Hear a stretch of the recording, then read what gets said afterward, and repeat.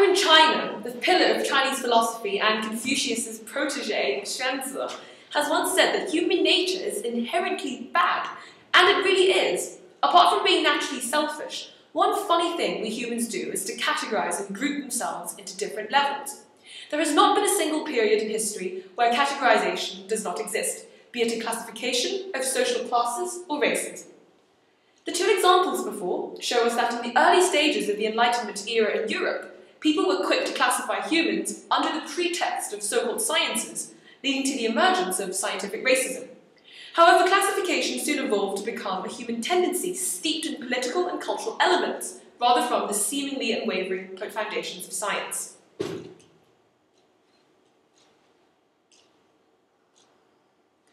Here we look at two representative examples that see the definition of classification move away from science to culture.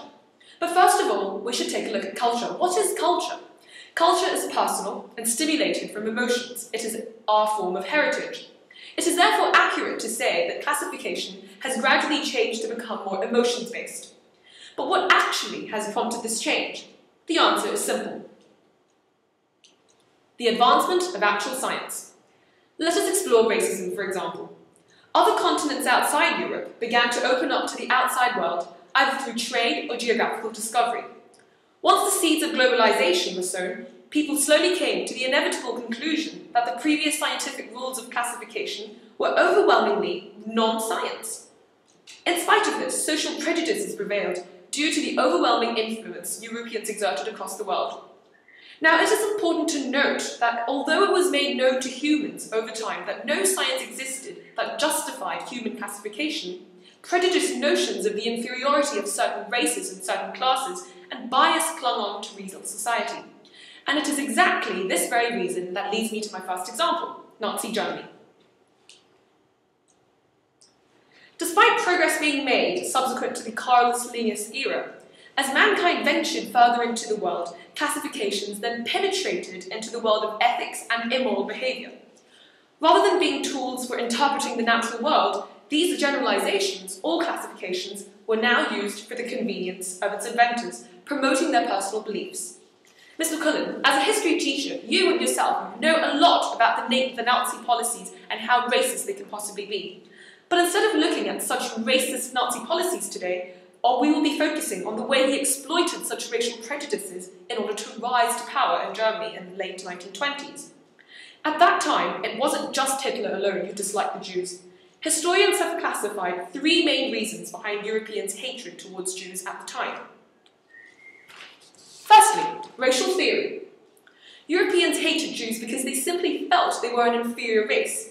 This naturally stems from the age-old beliefs of superiority that Louisa talked about, a naive but at that time understandable theory held by many, if not all. This then leads to the second cause, the fact that they are outsiders. The dislike of the unlike, once again, stems from the primary cause, which puts ethics into context once more by questioning the wrongness in thinking that these given situations at the time. A third and more direct reason would be the Jews had integrated too well into their societies and economies, dominating much of the population's wealth of the country. Now, Hitler was very made aware of these interracial tensions within Germany and exploited them to his utmost advantage in garnering support among the people. Through Nazi propaganda posters like the ones you see here, Hitler was able to exacerbate these underlying tensions and mask such theories of blatant anti-Semitic racism under a cloak of seemingly politically correct slogans that people could subconsciously relate to under the great unifying theme of racism. While with the Jews constantly being classified as an inferior race, this example is only one of many that shows how classification of humans has come to be more emotionally racist in winning political gains. Let us now take a look at our second example, an incident that speeds all the way back to the 21st century. In 2005, an eminent African black Harvard professor, Professor Louis Gates, was arrested for breaking into his own home because he forgot his house key. Charges were dropped eventually, but the incident was widely covered not just in the States, but also around the world, due to its focus on Obama and his surrounding elections at the time. Now we see a photo of Sergeant Crowley, the white policeman who arrested Professor Louis Gates here, an eminent literature professor, and also Obama sharing a beer together, which is seemingly very political after Obama's slightly provocative and racial comments towards the white policeman here. Here is a very tiny excerpt of Obama speaking in a press conference. What role race played in that, but I think it's fair to say, number one, any of us would be pretty angry. Number two, that the Cambridge police acted stupidly in arresting somebody when there was already proof that they were in their own. It is true that the policeman acted rashly, and Obama's immediate comment was by principle correct. However, the backlash voiced by the general public seems to suggest underlying notions of rooted pride and anger that Caucasians in America may still hold over the historically inferior blacks.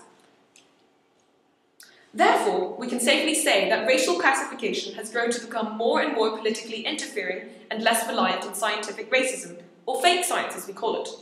Modern racism examples can, by and large, be considered unethical, as they possess no understandable ground of blatant ignorance and can only be deemed, well, wrongfully racist.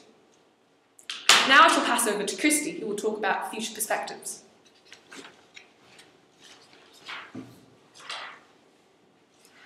So now I'll be showing you guys a short video clip full of images as a summary of my presentation. As this presentation has developed, one can deduce that classifications are compounded by all areas of knowledge. Firstly, classifications are affected by language as a powerful means of communication. Language is an extensive, complex, man-made system